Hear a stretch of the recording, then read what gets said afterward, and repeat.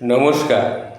হায় রে ভাগবত গীতা, গীতা কি অমূল্য সম্পদ, সেটা আমি আপনাদের সামনে আজ অল্প একটা উদাহরণ দিয়ে আপনাদের সামনে ব্যাখ্যা করতে চলেছি।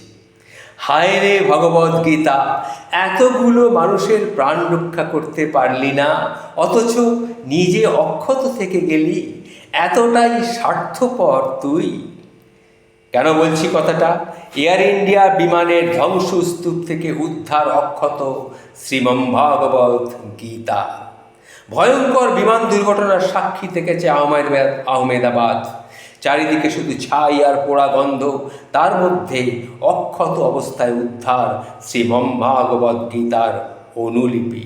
সোশ্যাল মিডিয়ায় একটি ভিডিও সামনে এসেছে, সেখানে দেখা যাচ্ছে এক ব্যক্তি দুর্ঘটনাস্থলের ধ্বংসাবশেষ থেকে গীতার অনুলিপিটি উদ্ধার করেছেন।